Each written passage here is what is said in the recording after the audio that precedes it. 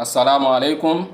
According to Sheikh Ibn Uthaymeen, alayhi rahmatullah, what these children are doing here, or these people are doing here, is bid'ah. According to Sheikh Muhammad ibn Salih al-Uthaymeen, the type of surf they have here, the type of line they are forming for Salah here is an innovation, is bid'ah. According to Ibn Uthaymeen, not according to me, not according to my Sheikh, not according, no. According to Sheikh Ibn Uthaymeen, what they are doing here is an innovation, it is bid'ah. We can find this in his Al-Majmu' al-Fatawa, volume 13, page 58. Ibn Uthaymeen said it clearly that when you form your lines and you stand, then you separate your legs to align with the width of your shoulders so that your foot, your right foot can touch the foot of the person on your right, your left foot can touch the person on your left. He said that is an innovation. Practicing that thing. Whoever tells you to do that, to separate your legs till it matches the width of your shoulders and you'll be able to touch the feet of those standing beside you, it is a clear innovation. According to Sheikh Ibn Uthaymeen, I'm not the one saying this. Let's read this from his book, volume 13, page 58 in his Al-Majmu' al-Fatawa. Ibn Uthaymeen, he said, what we understand from toe to toe, shoulder to shoulder, whenever we hear toe to toe, shoulder to shoulder, Ibn Uthaymeen also believes in toe to toe, shoulders to shoulder. I also believe in toe to toe, shoulder to shoulder. So you don't come here and bring toe to toe, shoulder to shoulder as evidence to counter the fact that you don't necessarily have to touch the body of those standing beside you. You don't have to bring that, because everybody believes in toe to toe, shoulder to shoulder. But what is the meaning of toe to toe? I had somebody bringing the fatwa from Sheikh Salih al-Munajjid, where he said the sunnah is that toes to toe, shoulder to shoulder. Yes, that is what Sheikh Salih al-Munajjid will say. Because every scholar, especially every scholar of sunnah, believes in toes to toes, shoulders to shoulders. But what is the meaning? Does it mean they have to touch each other? According to Sheikh Ibn Uthaymeen, it is an innovation. And I'm very sure Sheikh Muhammad ibn Salih al-Munajjid will not tell you that you should be joining feet to feet on Salah, because this is his Sheikh. And when Sheikh Ibn Uthaymeen was about to die, he gave them the wasiyah, the instruction that the next scholar they should listen to and take fatwa from is Sheikh Salih al-Fawzan. And this is the same opinion of Sheikh Salih al-Fawzan, that there is no evidence for it. But let's read what Ibn Uthaymeen actually said. He said, فَإِلْصَاقُ الْقَدَمِ بِالْقَدَمِ وَالْمَنْكِبِ بِالْمَنْكِبِ لِأَمْرَيْنِ. When we say toes to toes, shoulders to shoulders, that is foot to foot, shoulder to shoulder, we want to achieve two things. Al-Amr al-Awwal, the first one, at-taswiyah, that is the proper lining up, the straightening of the line. Al-Amr al-Thani, the second thing, Saddul Faraj, to close the gaps. Wal-Khalal, closing the gap on Salah. Kama qala al-Hafiz ibn Hajar, just as al-Hafiz ibn Hajar al-Asqalani alayhi rahmatullah, he said in his book Fathul Bari, al-muradu bidhalik al-mubalaghatu fi ta'dil as-saffi wa sadd khalalihi.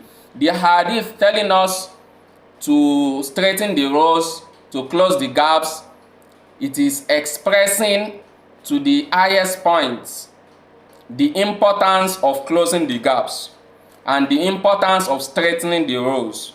وَبِذَلِكَ يُعْلَمُ. Ibn Uthaymeen now continues after quoting Ibn Hajar al-Asqalani. He said, وَبِذَلِكَ يُعْلَمُ خَطَأُ مَنْ فَهِمَ مِنْ فِعْلِ الصَّحَابَةِ. From this we know that it is an error for those who understood from the actions of the companions that أَنَّهُمْ يُفَرِّجُونَ بَيْنَ أَرْجُلِهِمْ, that they used to separate their legs. They used to open their legs. حَتَّى يُلْزِقَ أَحَدُهُمْ قَدَمَهُ بِقَدَمِ صَاحِبِهِ, to the extent that they will not be able to join their foot with the foot of the person beside them, or they join their 2 feet with the persons beside them on the right and the left. مَا تَبَاعُدِ مَا بَيْنَ مَنَاكِبِهِمْ, such that they open their legs to align with the width of their shoulders. فَإِنَّ هَذَا بِدْعَةٌ. Ibn Uthaymeen said, verily, this is an innovation. فَإِنَّ هَذَا بِدْعَةٌ. Verily, this is an innovation. He said it once. Emphasis from me. لَا يَحْصِلُ بِهَا اتِّبَاعُ الصَّحَابَةِ. You cannot be able to follow the companions with this. You are not following the companions if you are doing this. Opening your legs, joining your foot with the person beside you, your second foot, joining it with the person beside you. You are not following the companions. Radiyallahu anhum, may Allah be pleased with them. Wala yahsilu biha saddul khalal. And you are not actually closing any gap. If you are doing this, you are not closing any gap. Now, so this is it from Sheikh Muhammad ibn Salih Al-Uthaymeen alayhi rahmatullah.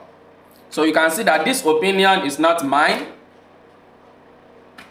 but for the people of Usul, for the scholars that may be listening to me, I'm very sorry for taking this approach. This is not the normal approach. I'm supposed to approach this issue from the roots.